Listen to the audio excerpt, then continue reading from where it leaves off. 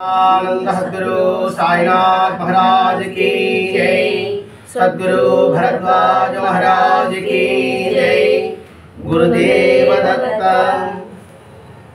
सद्गुरु श्री साईनाथ యొక్క సాంగత్యంలో ఆచార్య ఏకలా భరద్వాజ మహర్షి గారి యొక్క ఆశీస్సులతో ఈరోజు సాయి సన్నిధి గ్రంథంలోని అంశాలని వివరించుకోవడానికి మనం ప్రయత్నం చేస్తున్నాం.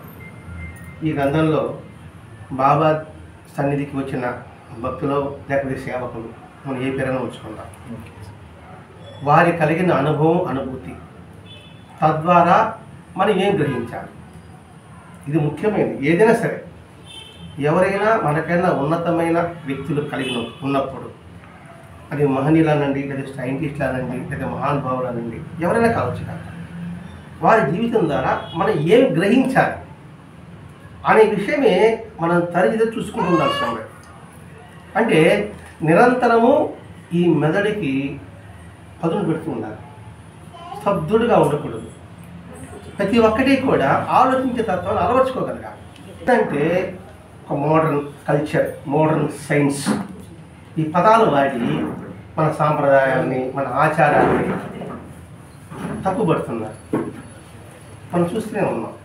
కాలం మారిందంటే ఇంకా ఏమిటి ఈ పూజలు, పురస్కారాలు, ఈ వ్రతాలు ఏంటి, పుష్కరాల స్నానాలు ఏంటి, మురికి నీరు పాడడం ఏంటి, రాయికి మొక్కడం ఏంటి, చెట్టుకు మొక్కడం ఏంటి అనే ఆలోచన కలుగుతూ ఉంది. కాలానుసరించగా మనం కూడా మారాలి కదా అని అంటుంటారు. కాలం ఎక్కడ మారింది అసలు? కాలం మారదు, మనమే మారుతాం. కాలం ఏముంది? ఎండాకాలము, వర్షాకాలము, శీతాకాలం మళ్ళీ వస్తూనే ఉంది. వర్ష ఋతువు, వసంత ఋతువు నుంచి ప్రారంభమవుతుంది. ఋతువులే మార్పు రావడం లేదు. మరే కాలం మారింది? మన ఆలోచనలు మారాయి, మన బుద్ధులు మారాయి. అది తెలుసుకోగలిగితే యువత వెర్రిగా, వెర్రితనంలో వాళ్ళ మండిలో ఉండదు.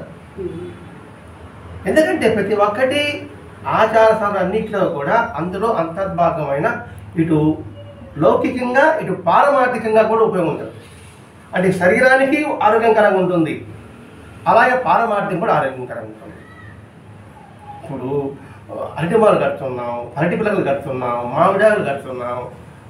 ఎందుకు మామిడాకులు, అరటి పిల్లలు కట్టడము? దాని అంతరార్థం ఏమిటి? గడప పసుపు పూసుకుంటున్నాం, బయట ముగ్గేస్తున్నాం. ఇట్లా ప్రతి ఒక్కటి ఆలోచించండి. ఉగాది రోజు ఎందుకు 6 రోజులతో పచ్చడి తింటున్నాం అంటే జీవితం అనేది 6 రోజులతో కలిసి ఉంటుందా అని గుర్తించడానికి ఉగాది పచ్చడి. అది ఏదో చేదుగా ఉందే, తీగా ఉందే, ఇదే తినేది, దాని అంతరార్థం గ్రహించాలి. ఇప్పుడు మామిడి ఆకులు అరటిపళ్ళు అది కనీసం 2 రోజుల పచ్చగా ఉంటాయి. అంటే పచ్చగా ఉంటే ఆక్సిజన్ ఉంటుంది. ఇప్పుడు మామిడి ఆకులు అరటిపళ్ళు కట్టండి, ఎక్కువ మంది మన ఫంక్షన్కి వస్తాం, అనేక మంది వస్తారు, అనేక కార్బన్ డైఆక్సైడ్ వదులుతుంటారు, అవి అది తీసుకుంటూ ఉంటుంది, మనకి ఆక్సిజన్ వదులుతూ ఉంటుంది. అట్లా ఆలోచనతో లేకుండా అది కొంత మూఢనమ్మకాలుగా సరే ఎదిరించడం అది అలవాటు అయిపోయింది, ఫ్యాషన్ అయిపోయింది అనమాట. అప్పట్లోనే రేగనోట జడ్జి, రిటైర్డ్ జడ్జి అనేది ఎంతగా ఆలోచన కలిగి ఉంటాడు అంటే వారి జీవితం మనకి ఒక ఆదర్శం. అది మనం గ్రహించాలి. అంటే మనం తెలివి తక్కువ ఏమన్నా అని ఆలోచించగలిగితే ఈ రేగే చిన్నప్పటి నుంచి కూడా సంధ్యావందనము, ఉపనయనం చేసుకుని దాన్ని అలా ఆచరించేవాడు. అంటే ఎందుకు సంధ్యావందనం చేయాలి? 3 వేల సంధ్యావందనం చేస్తాడు. ఎందుకు? కృతజ్ఞతాభావం. అది భగవంతుడికి ఉదయం, మధ్యాహ్నం, సాయంకాలం కృతజ్ఞతాభావం. భగవంతుడా, నేను పడుకున్నా, మళ్ళీ లేస్తాం లేదు నాకు తెలియదు, నువ్వు లేపావు, నీకు థ్యాంక్స్. పొద్దునుంచి మధ్యాహ్నం నా భుక్తి ఇచ్చావు, థ్యాంక్స్. సాయంకాలం పడుకునే ముందు భగవంతుడా మళ్ళా నాకు తిరిగి ఈ ప్రపంచ చూసే అవకాశం నాకు అని ప్రార్థించేవాడు. అది సంధ్యావందనంలో మంత్రంలో అర్థం అది ఉంటుంది నాకు తెలిసి కూడా. అదే బాబా ఏం చేశాడు? 4 హారతులు పెట్టాడు. మన సంధ్యావందనం అందరూ చేయలేదు. ఆ సంధ్యావందనలు ఒక జాతి వారు చేయాలేమో, కులం వారు చేయాలేమో అని భావన మనకి. అందరూ చేయాలని బాబా చేశాడు. బాబా 4 హారతులు ప్రవేశపెట్టాడు. ఇప్పుడు బాబా ప్రవేశపెట్టింది విధానం ఏంటి? ప్రాచీన సాంప్రదాయం ప్రాచీన ఆచారాన్ని మనం ప్రవేశపెడుతున్నాడు, కొత్తగా మనం చేయడం లేదండి. ఈ లేఖి చిన్నప్పటి నుంచి కూడా ఆధ్యాత్మికత కలిగిన మహోన్నత వ్యక్తిత్వం. అంటే ఎంతటి మహోన్నత అంటే అంతకుముందు దేవుడికి దాంట్లో పెట్టుకునేవాడు అందరూ. ఏది ప్రహ్లాదుడిని, ధ్రువుడిది, మార్కండేయులు ఇట్లాంటి క్యాలెండర్లు పెట్టుకునేవాడు. ఈయన ఆ ధ్రువుడు నారాయణుడు. ధ్రువుడు చిన్నపిల్లవాడైనప్పటికీ కూడా ఎందుకు నారాయణ మీద భక్తి కలిగింది అంటే ఏంటి, వాళ్ళ తండ్రి తొడ మీద కూర్చోవడానికి అనుమతించలేదని తోసేస్తే వాళ్ళ అమ్మ ఏం చెప్పింది, నారాయణ పెట్టుకోవడం స్మరించడానికి అడవిలోకి వెళ్ళిపోయాడు. అడవిలో పోయి నారదుడు వచ్చి నువ్వే చిన్నపిల్లవాడు కదా, మృగాలు ఉంటాయంటే అనేమి పట్టించుకోలేదు. ఆ ఫోటో పెట్టుకొని తను ధ్రువుడుగా భావించుకున్నాడు. క్యాలెండరే మహావిష్ణువు ధ్రువుడు క్యాలెండర్ దాన్ని చూశాడు ధ్రువుడుగా. ఇప్పుడు ఏదంటే ఏ భగవతత్వ చింతనలో ఏ కథ విన్నా మనందరూ మమేకైపోవాలి. మనము అక్కడ ఉన్నట్టుగా, మనము ఆ పాత్ర అయినట్టుగా. అట్లా చిన్నప్పటి నుంచి కూర్చొని దాదాపు 15 నిమిషాల పైగా ధ్యానంలో నిలుపుకోగలిగే సామర్థ్యం చిన్నపిల్లవాడు అప్పుడే. అటువంటి వ్యక్తికి 1910లో అంటే 21 సంవత్సరంలో ఒకే రాత్రి 3 కళలు వచ్చాయి. ఎవరికి? ఈతనికి. ఒక కళ ఏమంటే శ్రీమన్నారాయణుడు అలా గాలిలో తెలిపోతూ ఉన్నాడు. అది షిరిడి అని చెప్పారు. మళ్ళీ అక్కడ వచ్చింది శ్రీమన్నారాయణ కనిపి నువ్వు ఆ సాయిని పూజించు అని చెప్పాడు. మూడో అక్కడ వచ్చి షిరిడికి వెళ్ళాడు, బాబా అతని దగ్గర తీసుకున్నాడు. ఈ 3 కళలు వచ్చాయి. ఎవరికి? రేఖకి. అతను విష్ణు భక్తుడు. విష్ణు స్వప్నంగా కనబడి అలా గాలిలో తెలిపోతుంటే అదే ఊరు షిరిడి అని పక్కన చెప్పాడు. అక్కడ బాబా ఉంటాడని చెప్పాడు. బాబాని సేవించి అన్నాడు. ఇతను బాబా దగ్గరికి వెళ్ళాడు. బాబా దగ్గరికి వెళ్తానే అతను తన హక్కుని తెచ్చుకున్నాడు. ఇది కళ. అయిన తర్వాత ఇతడు మొట్టమొదటి బాబా దర్శనానికి వెళ్ళాడు. ఎందరెందరో ఉన్నారు, అందరూ నమస్కారం పెడుతున్నారు. ఇతడు చిన్నప్పటి నుంచి వైష్ణవ సాంప్రదాయం అంటప్పుడు మడి ఆచారము ఇదంతా ఉంటుంది, మామూలుగా ఉంటుంది జనాలకు సహజం. అక్కడ చూస్తే మసీదు, ఆయన పకీర్ వారు కూర్చో ఉన్నాడు. ఎట్లా నమస్కారం పెడతాడు? ఏదైనా ఈ మనిషిని పూజించమని చెప్పాడు, విష్ణుని చెప్పాడా అని అనుకున్నాడు. సరే అక్కడికి వచ్చిన తర్వాత మీరేదో నమస్కారం పెడతాడు, నేను నిలబడుకుంటానా? అందరూ నా సైడ్ చూడరా, అందుకు నేను నమస్కారం పెడతా ఏమన్నాడు, ఎలా మనిషిని పూజిస్తున్నావు అన్నాడు. అంటే నమస్కారం పెట్టకుండా వచ్చావు, నువ్వు నమస్కారం పెట్టి ఎలా మనిషిని పూజిస్తూ అన్నాడు. అప్పుడు అది ఎక్కడ జరిగింది? రేగాకి గుండెలో బాకులాగా దిగింది. అంటే నేను ఈయన మనిషి, ఈయన ముస్లిము అని భావంతున్నాను కదా, ఆ భావాన్ని తిరిగి తీశాడు. ఈ సంఘటన చూడండి, భగవంతుడు మన ఉదయంలోనే ఉన్నాడు, అంతర్యామంగా ఉన్నాడు. మనం ఏమనుకుంటున్నామో ఎటువంటి భావాలో ఎవరికి తెలియకపోయినా ఆయన తెలుస్తుంది. అటువంటి వాళ్ళే సద్గురు. ప్రశ్న చెప్పేవాళ్ళు సద్గురు అనుకుంటాం మనం. కొన్ని ప్రశ్నలు చెప్తా అంటారు కదా, మనం అవసరం అనుకునేదా అవి అన్నీ జరుగుతుందా? అందరికీ జరుగుతుందా? అది కూడా ఆలోచించాలి. ఏదో ఒకరైతే జరిగేది అనుకోండి, అబ్బా ఆయన దేవుడు అండి అనేస్తాం. నీ జరిగింది జరగలే. మరి జరగలేదంటే భగవతత్వం అంటే అందరికి సమానంగా ఉంటుందా? ఎక్కువ తక్కువ చూస్తారా? వాన ఏదో గొప్ప ఇంటి మీద కురుస్తుందా? పొలాల్లో కురుస్తుంది, పేదవాడి పూర్వకంగా ఉంటుందా? ఇదే కదా అన్నమయ్య చెప్పడం అంటే. అన్నమయ్య తత్వాలు కూడా ఇవే. కాబట్టి అన్నిటితో అందరికీ ఆవిడ అనుభవం కలిగిన వాడు మాత్రమే సద్గురువు అనండి, లేదా మహానుభావుడు అనండి, లేదా భగవంతుడు అనండి. కానీ ఇతను మనసులో తెలుసుకునేప్పటికీ వెంటనే దెబ్బ కొట్టాలనుకున్నాడు. ఇప్పుడు ఈ 2 మధ్య పెట్టాను, నేను విష్ణువుని పూజించాలన్నా ఈయన పూజించాలన్నా అని ఆలోచించిన తర్వాత ఎప్పుడైతే మనసులో వికలం ఉంటుందో వాళ్ళ అనుగ్రహం కూడా అలాగే ఉంటుంది. అందుకని ఆయన నన్ను శిష్యుడిగా అంగీకరించలేదు. ఎందుకని కళలో బాగా ఇతను హక్కును చేర్చుకున్నాడు, అలా హక్కును చేర్చుకోలేదు. ఎందుకు చేర్చుకోలేదు? మనసులో సంశయం ఉంది. సంశయం హక్కును చేర్చుకున్నా కూడా తలకెక్కదు. ఇప్పుడు అనుమానంతో ఉన్నారనుకోండి, అనుభవించినా కూడా ఏదైనా కాకలు జరిగింది అనుకుంటారు మీరు. సంశయం వీడిన తర్వాత అనుభవించింది అనుకోండి, గట్టిగా పట్టుకుంటారు.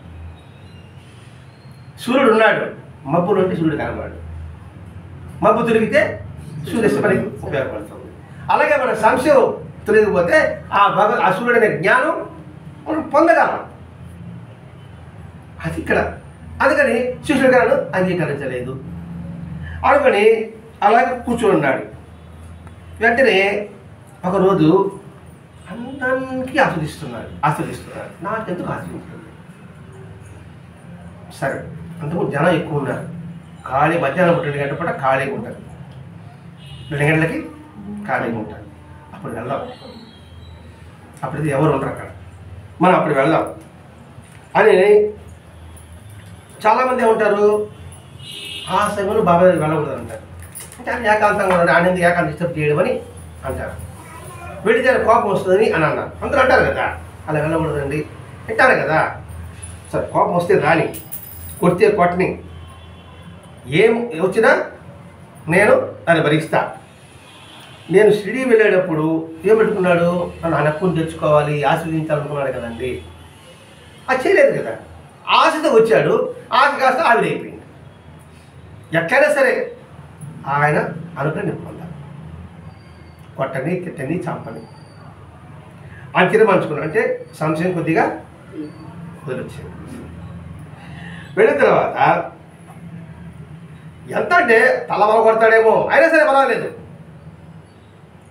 ప్రాణమైనా కూడా పర్వాలే, ఆయన అనుగ్రహం మాత్రం నాకు కావాలి అనుకొని దగ్గరగా వెళ్ళి కొన్ని గడదులుంటే వెంటనే రమ్మని సైకి చేశాడు. అంతే అండి. మబ్బు వీడితే చంద్రుడు, మబ్బు వీడిన సూర్యుడు. ఏ విధంగా ఇటు చల్లదనాన్ని అటు జ్ఞానాన్ని మనం పొందగలమో, మనం ఎప్పుడైతే సంశయం విడిపోతుందో అప్పుడే మన జ్ఞానం లభిస్తుంది. ఇదే భగవద్గీత కృష్ణుడు అంటాడు, సంశయాత్మ వినశ్యతి. సంశయం ఉన్నవాడికి అజ్ఞానంలో ఉంటాడు. అందుకే ఏదైనా సంశయం ఉంటే అడగాలి అంతే. అడిగినంత వరకే వాడు అజ్ఞాని, అడిగేసిన తర్వాత వాడు జ్ఞాని. వాడు అడగపోయినాడు అనుకోండి, నిరంతరం అజ్ఞాని. ఆ విషయం ఇక్కడ బాబా మనకి తెలియజేస్తున్నాడు. ఇక్కడ ఈ సందర్భం దగ్గర వదిలిపోయింది. ఏమైనా కానీ దగ్గరికి వచ్చాడు, తమ్మని సైగ చేశాడు, ఇంకా పిలిచాడే కదా చెప్పేసి బాబా దగ్గరికి నమస్కారం పెట్టాడు. అప్పుడు ఆయన అన్నాడండి, కౌగిలించుకుని, నువ్వు నా బిడ్డవు, అందరి ఎదుటిగా ఉన్నప్పుడు నేను అలా చేయను. అంటే అందరు ఉన్నప్పుడు నేను బిడ్డని దూరంగా ఉంచుతాను అంటే అప్పుడు ఎందుకు నన్ను నిరాకరించే అర్థమైంది. మరి అందరూ ఉన్నప్పుడు ఎందుకు నిరాకరించాడు అని అనుకున్నప్పుడు ఆయన మాత్రం పట్టుకున్నాడు, దాని బంధుకు పట్టుకోలేదా అంటే పక్షపాతమా అని ఆలోచన వస్తుంది కదా మనకి. ఎందుకు మనకి అనుగ్రహం లేదని మనం అది ఆలోచించాం. మనకి ఎందుకు అనుగ్రహం లేదు మనం ఆలోచించాం, తప్పు మనం చేసుకోం. మనకు అర్హత లేదు కాబట్టి మనకు అనుగ్రహం లేదు అని మనం ఆలోచించాం. ఎప్పుడు ఆలోచించాం. ప్రతి ఒక్కరు కూడా సరే తన తప్పును ఎప్పుడు తెలుసుకోడు, తెలుసుకున్నా ఒప్పుకోడు, ఒప్పుకున్నా సరి చేసుకోడు. 3 ఉంటాయి విషయం. కానీ మనం మనదే కరెక్ట్ అనే భావనలో ఉంటాం. అందుకే నేను ఏదైనా పొరపాటు చేస్తే నేను జడ్జి అవుతాను, మీరేమైనా పొరపాటు చేశారంటే నేను లాయర్ అవుతాను, వాదిస్తా మీ తప్పు తప్పని. నేను తప్పు అనుకోండి, నేను చూపించుకుంటాను, నేను తప్పు చేయలేదు అనుకుంటాను. అట్లా అందుకని నేను బిడ్డ ఎందుకు సొంత బిడ్డని ఎందుకు నేను దూరంగా వస్తాను అందరిలో ఉన్నప్పుడు. మన ఇంటికి బంధువులు వచ్చారనుకోండి, అందరికి చాక్లెట్ ఇస్తాం, మన పిల్లవాడికి ఇవ్వం. పడిన తర్వాత 5 శాతానికి ఖర్చు ఒకటి ఇస్తాం. వాస్తవం అదే కదా అని చెప్పి వెంటనే కౌగిలించుకున్నాడు. అప్పుడు నా మీద ఆయనకున్న ప్రేమ ఇతని హృదయం కరిగించింది. అంటే స్వప్నంలో కనబడ్డాడు, అది వాస్తవమైంది. చివరికి ఈయనే నా రక్షకుడు, ఈయనే నా గురువు అని విశ్వాసం ఏర్పడింది. ఈయన తప్ప నాకు రక్షణ లేదు, ఈయన తప్ప నాకు దిక్కు లేదు. ఈ రావాలంటే మన మాటలు చెప్పచ్చండి. భావాన్ని అని భగవంతుని ఆరాధిస్తున్నాం, అది ఏ శ్రేమన కావచ్చు కాక. ఈ భావం నీవే దిక్కు, నీవే రక్షకుడు, నీవే గురువు అనే భావం మనలో ఎంత మేరకు నిలబడి ఉంది. నేను చెంగాళ భక్తుడిని, వెంకటేశ్వర భక్తుడిని, రామభక్తుడిని, కానీ ఈ భావం ఎంత మేరకు నిలబెట్టుకోగలుగుతున్నాము. అంతా బాగా జరిగినప్పుడు అబ్బా చంగనమ్మ రామ కృష్ణ వెంకటేశ్వర, జరగనప్పుడు ఏంటి సాగినట్టున్నాం అంటే ఇతను కలిగిన ఒకటే, స్వప్నం ఎలా జరిగిందో అలా జరిగింది అంతే. ఇంకేనా అనుభవించాడు, ఇంకేమన్నా ఏమన్నా వస్తువు తీసి ఇచ్చాడా? లేదు. ఇది మన పాయింట్ గుర్తుపెట్టుకోవాలి. అంటే ఒక్కొక్క అంశం ద్వారా, ఎందుకంటే సంస్కరించుకోవడానికి సత్సంగం, లేకపోతే ఎందుకు ఎక్కువ ఉపయోగం? ఈ కథ వేసిపోయేదానిక, ఈ కథ ఏదైనా సీరియల్ చూడవచ్చు, సినిమాలు చూసుకోవచ్చు, బాధగా కొట్టుకోవచ్చు, సుఖంగా ఉండొచ్చు. ఆ సుఖం ఉండేది అన్ని జీవులు చేస్తున్నాయి. మరి మనిషి కర్తవ్యం ఏమిటి అని ఆలోచించుకోవాలి. అలా ఈ భావం ఎప్పుడైతే వచ్చిందో నిరంతరము రాధాకృష్ణమాయన దగ్గరికి పంపించేవాడు. ఆమె గొప్ప సాధన ప్రాణం. ఆ సత్సాంగత్యం వల్ల నిరంతరము బాబాని స్మరిస్తూ నామజపం చేస్తూ ఏ పని చేసినా ఆ స్మరణ గడిపేవాడు ఇదేగి. అంటే సత్సాంగత్యం ఎంత ముఖ్యమని గుర్తించాలి ఇక్కడ. సజ్జనుల యొక్క సాంగత్యం మనలో భావాల్ని ఉన్నతమైనవి తీసుకెళ్తుంది. దుర్జనుల యొక్క సాంగత్యం అది మన అధోగతి పాలు చేస్తుంది. అంటే ఆ మెంటల్ అర్థమవుతుందండి. మొత్తానికి ఏం లేదండి, కోపం చేసుకోకూడదు అని చెప్తారు కదా అని మీ సత్సంగం మీరు చెప్తున్నారు. కోపం చేసుకోకూడదు చెప్పారు అంతా. మీరు అంతేనే నిజమే, మన కోపం అదుపులో తెచ్చుకోవాలనుకుంటున్నారు మీరు అందరూ కూడా. ఏది సత్సంగం మీరు బాగా చెప్పారు కాబట్టి. అంతైన తర్వాత నా బోటి కూడా ఏం చేస్తాడంటే, కోపం ఎవరికి రాదండి. దుర్వాస మహర్షికే కోపం చేసుకున్నాడు. ఎవడో దుర్వాస మహర్షి కోపం చేసుకున్నాడు. మనం చేసుకుంటే తప్పేమిటి అంటే ఓట్లన్నీ నాకు పడుతుంది, మీకు పడుతుంది. ఎక్కడ పడుతుంది సార్? ఆడిని పిచ్చోడు చెప్పాడు, ఏం చెప్పేది కదా నిజమే కదా. మహర్షులకే కోపం వచ్చిన మనం ఎందుకు చేసుకోకూడదు? మైండ్ డైవర్షన్ అయిందా లేదా? ఆయన ఎందుకు కోపం చేసుకున్నాడు అనే సంగతి మీరు ఆలోచించరు, అడగరు. కాబట్టి ఎందుకు కోపం చేసుకున్నారు అడిగితే విషయం తెలుస్తుంది. మీరు అడగనమాట, ఇది బాగుంది కదా, ఇది బాగా టేస్ట్గా ఉంది నేను చెప్పిన మాట, అని చెప్పిన మాట టేస్ట్గా ఉంది. పోనీ నేను చెప్పాను కదా, మీరు నన్ను అడగరు. ఎందుకని కోపం మాట దేవుడు మహర్షి కదా, ఎందుకు కోపం మీరు నన్ను అడగరు. ఎందుకంటే మీకు అది విషయాలన్నమాట. ఎందుకంటే కోపం చేసుకునేది మన ఖుషి, అర్థమని భావిస్తాడ. అది సత్సంగతలకి దుస్సంగతలకి కాదు. అదే అడిగినది అనుకోండి, తీసుకున్న లోక కళ్యాణం కోసం కోపం చేసుకున్నాడు అంతే కదా. ఆయన కోపం చేసుకోబట్టే కదా ఇన్ని అవతారాలు వచ్చింది. మత్స్య అవతారం, పూర్వ అవతారం వచ్చింది. సరే ఆ అవతారం తెలియదు కాబట్టి వెంకటేశ్వర స్వామి ఈ కథ మనకు తెలుసు. వెంకటేశ్వరుడు ఎక్కడున్నాడు? వైకుంఠంలో ఉన్నాడు. ఏదో భృగు మహర్షి అనుకుంటాను పోయింది అనుకుంటాను, పోయేసి కాలుతో కొట్టాడు, ఎక్కడ రూమ్ మీద కొట్టాడు. లక్ష్మీ స్థానం వచ్చే తన అహంకారంలో కన్నుంటే నొక్కేశాడు. అహంకారం తగ్గిపోయింది. ఆయన కొట్టకపోతే, లక్ష్మి కిందకి రాకపోతే ఆయనకి కూర్చుంటాడా? ఎవరి కోసం వచ్చాడు? ఆ వచ్చింది కూడా ఆ బాబతో కూడా మన కోసమే. మహర్షులు ఎప్పుడూ కూడా సమాజ శ్రేయస్సు కోసం చూస్తారు కానీ వాళ్ళ శ్రేయస్సు ఎప్పుడు చూడరండి. ఇప్పుడు మన భారతదేశం ఇంత గొప్పగా ఉండడానికి కారణం ఏంటి? సైన్స్ కాదు, రాకెట్ ప్రయోగం వల్ల కాదు, మన మహర్షుల యొక్క తపో ఫలితం. గొప్ప గొప్ప మహాత్ములు అవతరించిన దేశం ఇది. శిబిచక్రత లాంటి వాళ్ళు ఉన్న సేవాగుణం, త్యాగగుణం కలిగిన పుట్టిన దేశం ఇది. అందుకని భారతదేశం ఈ ప్రపంచమంతా ఒక ఇల్లు అనుకుంటే భారతదేశం ఒక పూజాగది. నువ్వు ఎంత బాగా ఇల్లు కట్టుకో, పవిత్రత దేనికి? పూజాది. అది మన భారతీయ లక్షణం. ఇది మనం గుర్తించవలసిన అవసరం. అందుకని సత్సాంగత్యము. అలా రాధాకృష్ణ సత్సాంగం చేయడం వల్ల ఇతనికి సేవ ఎలా చేసుకోవాలి, ప్రార్థనలు చేసుకోవాలి, స్మరణ చేసుకోవాలి అని చెప్తుండే. కీర్తన పాడేవారు, భగవంతుని పట్ల కీర్తన పాడేవారు. ఆ బదులు ఎలా పాడేవారు? ఎవరు చూస్తున్నారా, ఎవరు మెచ్చుకుంటున్నారా అనే ధ్యాస ఉండదు. ఇది సత్సాంగత్యంగా ఉన్న వాడికి ఎంతసేపు ఆ కీర్తనలో భగవతత్వాన్ని దర్శిస్తారు వాళ్ళు. అనుకోండి, నన్ను చేరేసుకోవడం, నువ్వు పోయి హాయ్ అంటారా, హాయ్ అంటారా, హాయ్ అంటాను, అందరు మెప్పు సంపాదిస్తాము అన్నప్పుడు నేను మెప్పు సంపాదిస్తా, మళ్ళీ నీకు అనిపించదా? ఆయన పెద్ద గుడి నేను కూడా బాగా పాడతాను అని నేను ఒక ముఠాన్ని తయారు చేయనా? ఆడేమొచ్చింది? తేడా వచ్చిందా లేదా? భగవత్సంగం పోయింది, గుర్తింపు వచ్చింది.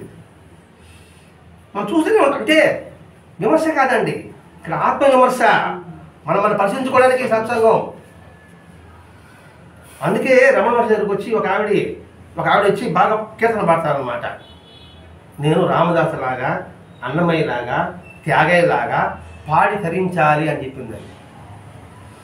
నేను తప్పు అనిపిస్తుంది, మనకే ఉన్నా తప్పు సార్. వాళ్ళలాగా పాడి తరించాలా అని చెప్పింది ఆయన.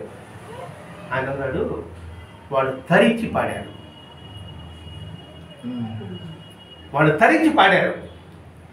నువ్వు పాడి తరించాలనుకుంటున్నావు, నీ దృష్టి అంతా దీని మీద ఉంది. వాళ్ళు తరించారంటే వాడి జీవితం చూడు, వాడి జీవిత సాధన చూడు. ఆ సాధనలో అనాయకుడికి వచ్చిన గీతాలు. అన్నమయ్య మన సపరేట్గా కూర్చొని పుస్తకాలు రాశాడా? త్యాగ పుస్తకాలు చూసి రాశాడా? అది అంటే మనసులో వాళ్ళు తరించారు వాళ్ళు. అప్పుడు ఇది ఆశలుగా వచ్చేసింది. ఇప్పుడు పండగ నెలలో ఆండాలు పాసురాలు ఉన్నాయి కదండి, గోదావరి పాసురాలు ఆమె రాసిందా? వాళ్ళు తరించారు, కృష్ణుడు భక్తులు తరించారు కాబట్టి అలా వచ్చేసింది అనమాట. అలా చేశారనుకో వాళ్ళు అన్నాడు. దీన్ని బాగా మనం అర్థం చేసుకోవాలి సార్. తరించి పాడమా, పాడి ధరించడమా? ఇప్పుడు మనం దేంట్లో ఉన్నాం? సత్సంగం కూడా కావచ్చు కాక, ఇప్పుడు సత్సంగం చెప్తున్నాను అనుకోండి, ఆ భావస్ఫూర్తితో, ఆ భావంతో కానీ చెప్పగలిగితే నిరంతరం ఆయన కొలువులో ఉండగలుగుతాను నేను. ఎందుకంటే భగవత్ స్వరూపులు అనే భావన నిలబడగలిగితే ఎప్పటి వరకు చెప్పినంతసేపు. కాసేపు ఉండొచ్చు, ఒక 2 సెకండ్లు, నిమిషాలు కూడా చెప్పలేదు లేదు. మళ్ళా వెనక్కి వచ్చేస్తాం, మళ్ళా వస్తాం. మరి ఊగులాడుతున్నప్పుడు ఊయాల బల్లాగా ఉంటుంది అనమాట. అది ఇక్కడ విషయం మనం గుర్తు చేసుకోవాల్సింది. ఇట్లా భగవద్గీతలో పాడేవారు. ఒకసారి రాధాకృష్ణ ఉన్నాడు. ఈయన వెంటనే బాబాయ్ని పిలిపించాడు. ఎంతకాలం సాధన చేశాడు కదా, మధ్యాహ్నం సమయంలో పిలిపించాడు. పిలిపిన తర్వాత కూర్చోబెట్టుకొని కౌగిలించుకొని, నా ధనాగారం తలెచ్చేవి నీ చేతిలో ఉంచుతున్నా. నీకు నెలకు 5 రూపాయలు కావాలా, 100 రూపాయలు కావాలా, ఇలాగ ఇంకేదైనా కావాలా, నీకు ఏది కావాలంటే అడుగు ఇచ్చేస్తాను. భగవంతుని ప్రీతి పొందాడా? భగవంతుని ప్రీతి పొందాడు. నేను భగవంతుని ప్రీతి పొందడం కాదు, నేను భగవంతుని ఇష్టపడడం కాదు, భగవంతుడు నన్ను ఇష్టపడ్డాడు. నరేంద్ర మోదీ నాకు తెలియడం ఉపయోగం లేదు, నరేంద్ర మోదీకి నేను తెలియాలి. అది చెప్పేది. నరేంద్ర మోదీకి నాకు తెలుసు, నరేంద్ర మోదీకి నన్ను తెలుసా? నేను చెయ్యి ఊపుతా కూడా ఆయన చెయ్యి ఊపుతాడు అంతే. ఆయన కానీ ఎవరు చూస్తూ ఉంటుంది. అంటే భగవంతుని ప్రీతిపాత్రుడయ్యాలంటే ఇతరులో నిష్ఠ, ఇతరులో సబూరి. ఇది మనం గుర్తించాలి. ఆయన నా గురువు అని నేను చెప్పుకోవడం కాదండి, ఆయన చెప్పుకోవడం వీడు నా శిష్యుడని. మాస్టర్ నా గురువు అని చెప్పుకుంటే ఉంటాడండి. ఆయన నా గురువు అని, నా గురువు అంటే నువ్వు చెప్పుకుంటే ఆయన చెప్పాలనుకుంది వీడు నా పలా శిష్యుడు అనేసి. ఇవ్వండి, నీకు 100 రూపాయలు కావాలన్నా, 5 రూపాయలు కావాలన్నా, ఇంకేది కావాలన్నా, మరి ఇంకేది కావాలన్నాడు, నువ్వు అడిగితే నేను ఇచ్చేస్తాను. ఇతను సాధనాలో ఆరితేరాడు కాబట్టి ఇది నాకు పరీక్షగా ఉందనుకున్నాడు. అడిగి ఇస్తాడు, ఇది నాకు పరీక్ష అనుకొని ఏమడగరా. ఎందుకని నాకేది అవసరమో నాకేది ఉంటే ఆయనకి తెలుసు. ఎందుకని ఆయన సర్వజ్ఞత రుచి చూశాడు, సర్వవ్యాపకత అని అనుభూతి పొందాడు. అనుభవించాడు, నాకేది ఆయన తెలుసు కదా. కొత్త నేను అడిగేది ఏంటి? మన మన పిల్లలకి ఏది కావాలో తెలియదా? ఎప్పుడు ఇది అవసరం మనం చూడమ్మా. వాళ్ళు అడిగితే పెడుతున్నామా? వాడు పుట్టిన పెట్టినప్పుడు నుంచి పుడతానే లెక్క కాల్కులేట్ చేసుకుంటాను. ఇప్పుడైతే మరి ఎల్కేజీకి ఎంత కట్టాలా, 5 ఎంత కట్టాలా, ఈ లెక్కలో ఉంటాం. ఏ వేయాలనుకుంటే వాడికేం తెలుసా?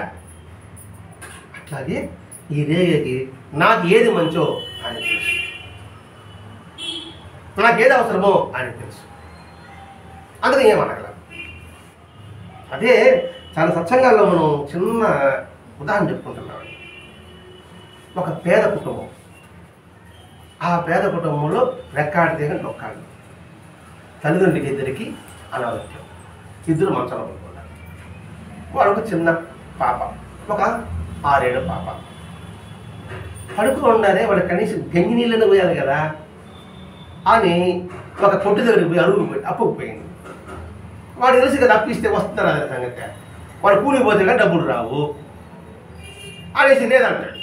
సరిపోకుండా పోతాం. వాడు వాళ్ళని చిన్నపుచ్చాలని, అదొక అలవాటు ఉంటుంది మనకి, చిన్నపుచ్చాలని. సరే అమ్మా నీకు ఎంత కావాలో చీటి రాసి తక్కిట్లు వేస్తా, ఎంత వస్తే అది నీకు ఇస్తా. ఇది హాస్యమే, ఎగతా చేయడమే కదా. చిన్న కాగిత ముక్కలు రాసి పెడితే ఆ కాగిత ముక్క తక్కిట్లు వేస్తే అది ఎంత చూపితే అది లోపల ఇస్తాను. ఎంత అవుతుంది కాగితం ముక్క? సరే ఆమె ఆ పాప రాసి తక్కిట్లు వేసింది. వారి హాళ్ళకి 2 గింజలు దండేసాడు. మాట ఇచ్చాడు కదా, ఇచ్చాడు. పీడి వేసాడు, తోగలే. మా డబ్బాలు కూర్చేసాడు, తోగలే. మా కిలో వేసినాడు, తూగింది. వాళ్ళకి ఎంత అవసరమో మా కిలోటి 3 పూటలు సరిపోతారు, తూగింది. అందులో ఏం రాశావు అని అడిగాడు. నువ్వు ఏం రాశావు? ఒక్కరోజు తూగింది, అది చిన్న కాగితం ముక్కే కదా. ఓ భగవంతుడా, నా అవసరం నీకు తెలుసు, నా అవసరాన్ని నువ్వు తీర్చు అని రాసింది. చూడండి, ఎవరు చెప్పారు? మా అమ్మ చెప్పింది. ఎందుకని భగవంతుడు నా అవసరం మనకు తెలుసు, అది తెలుసుంటుంది, అది తెలియదు ఏముంది. అర్థమని భావిస్తున్నాను. ఉదాహరణకి అది రేగే ఉంటున్నారు. నా సంగతి ఆయనకి తెలుసు. మనం అడిగితే ఏది ఇచ్చేది ఏంటి? అది తెలియదా? ఒకరు అడిగామనుకోండి, అది సరిపోవచ్చు, సరిపోదు. సరే ఇది కూడా అర్థం కాకపోతే ఇది ఇచ్చాడు అని పేరు తలై చాక్లెట్ చేసి పెట్టండి, తీసుకోమని చెప్పండి. తీసుకోండి, తీసుకోండి, వాటి తీసుకోవాలా? తీసుకోమని ఏం చేస్తారు? ఎప్పటికి ఇస్తారు ఇవ్వరా? అది లెక్క. వాస్తవే సరే. అందుకని అంత ఆలోచన ఇతనికి. అందువల్ల ఆయన తెలుసుగా అన్నాడు, ఘట్టం పట్టుకుని బతిమాలన్నాడు. ఎందుకని అంత అవసరం? చిన్నప్పటి నుంచి సాధనపరుడు, అతని రాటు చేర్చాలి, సాధన పరిపక్వత తీసుకురావాలి. అంత స్థితి అర్హత పొందగలిగాడు కాబట్టి గడ్డం పట్టుకుని బతికున్నాడు. అడుగురా అడుగురా అడుగురా అంటున్నాడు. తెలివైన పిల్లలు ఇదే చేస్తారు. బలరైన తర్వాత 5 దినాన్ని వాడికి అడుగుపిస్తారు. ఏం కాదు చెప్పండి, నాకు నీ ఇష్టమైనా, నీ ఇష్టమైనా అంటాడు. అట్టమైన తనే నువ్వు అంటాడు. వాళ్ళ నాన్న 10 రూపాయలు ఐస్ క్రీమ్ తీయాలనుకుంటాడు. నీ ఇష్టం ముందు రాయబడి వీడికి పెళ్లి చేస్తాడు, స్పెషల్ ఐస్ క్రీమ్ పెడతాడు. అట్లా గడ్డ పట్టుకు బతిలాడుతున్నాడు. ఏదో అడుగులు అంటున్నాడు. అయితే నేను అడిగితే ఏది ఇస్తారా అన్నాడు. నేను ఏదడిగినా ఇస్తాను, ఇస్తాను, ఏదడిగినా ఇస్తానన్నాడు. అయితే బాబా ఈ జన్మలో రాబోయే జన్మల్లో మీరు నన్ను విడవకూడదు, మీరు నా చెంతనే ఉండాలి, ఇదే నాకు కావాల్సింది. తర్వాత జన్మ ఈ దేహం ఉంటుందో కూడా తెలియదు, కానీ మీరు మాత్రం అన్నారు. ఇదే అన్నాడండి కాళహస్తి దూర్జటి మహాకవి. శివ, నువ్వు రాతిగా పుట్టిస్తావో, చెట్టుగా పుట్టిస్తావో, దేనికైనా పుట్టగా పుట్టాను, ఎట్లా పుట్టి నీ పట్ల భక్తున్నా. మరి పాము భక్తి కలగలేదా? సాలిపురి భక్తి లేదా? ఏనుగు భక్తి లేదా? ఆ జన్మలో ఏముండిందో అంటే ఏ జన్మ నువ్వు నా తోడు ఉంటే నాకేం భయం, నాకు ఇంకా అదనని భావిస్తున్నావు. ఎక్కడనే ఉన్నాయి, నువ్వు నా తోడు ఉంటే నాకెందుకు భయం? ఇంకా సింపుల్గా అర్థం కావాలంటే వడ్డించేవాడు మనవాడైతే ఎక్కడున్నా కూడా ఓ బాబా వస్తున్నాడు బాబా అది క్యూ చేస్తాడు, విడి పెట్టడు, ఆడిపోయినట్టు వాళ్ళు వేస్తాడా ఉండి అప్పు వేస్తాడు అంటాడు. వాడు అడగడు పాపం, వాడు మనవాడు అందరుకుంటాడు. అంటే ఎందుకు ఇవ్వదా చెప్పాలంటే మన మనసు పట్టుకోవడం కోసం అండి. అయినప్పటికీ మీరు అడగకూడదు, నా చెంతనే ఉండాలి, ఇదే నాకు కావాల్సింది అంటే ఆయన వీపి కట్టాడు. సరే తప్పకుండా నేనెప్పుడు నీ చెంతనే, నీలోను నీ వెలుపల ఉంటాను.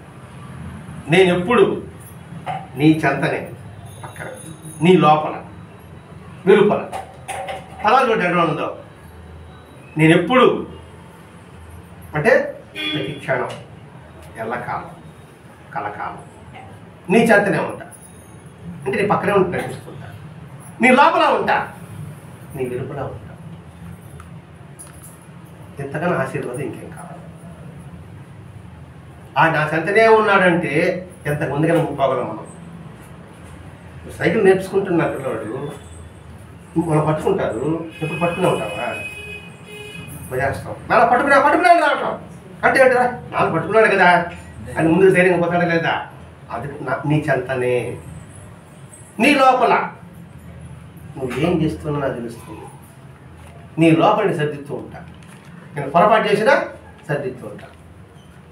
నీ వెలుపల అందరిలో కూడా నేను ఉన్నా. మనం చూడండి, మనక అంటే మన సత్సంగమైన పరిస్థితి చెప్తున్నాం. మనం ఎంత సమ్మానం చేసాం. సమ్మానం చేస్తామంటే నీకు ఒక ఆలోచన వచ్చి నాకు ఒక ఆలోచన వచ్చాడు. మన ఇద్దరు ఆలోచన సరిగింది కాదు. మూడో వ్యక్తి వచ్చి ఇది బాగాలేదు సార్, ఇలా చేయండి అన్నాడు. అలా చేసాం, సక్సెస్ అయింది. అంటే చూడండి ఎక్కడ ఉన్నాడు. వెలుపల ఆయన నుంచి మనకి సక్సెస్ చేయించాడు. అంటే మనం అజ్ఞానంలో ఉన్నప్పటికీ కూడా, పొరపాటు చేస్తున్నప్పటికీ కూడా సద్గురు తప్పకుండా సరిదిస్తాడు. ఎప్పుడు నిష్ఠా సబ్బురి కలిగి ఉన్నప్పుడు మాత్రమే. ఆ రెండు పెట్టుకోవాలి. మళ్ళా ఇది అనుభవం అండి, స్వానుభవం కూడా. ఏ విషయంలో సరే నిస్వార్థంగా ఏ పని చేసినప్పటికీ కూడా మనం పొరపాటు చేస్తుంటే కూడా దాన్ని సరి చేస్తాడు. అందుకని ఈ 3 అర్థాలు చెప్పాడు. ఈ 3 చెప్పేవాడికి బాగా ధైర్యం వచ్చింది, చెప్పడానికి సంతోషం వచ్చింది. మళ్ళా అంటున్నాడు, నువ్వు ఏం చేస్తున్నా నేనే ఉంటాను అన్నాడు. నువ్వు ఎలా ఉన్నా నేనే ఉంటాను అంటున్నాడు. మళ్ళా ఎవరికి? రేగి. అంటే ఎంత అతి సన్నిహితంగా వచ్చాడు చూడండి ఇక్కడ ఈ రేగికి. అంటే నా దృష్టిలో అంటే నా భావమే, రేగైనా భరద్వాజ మాస్టర్ అయి ఉండొచ్చు అని నా ఊహే.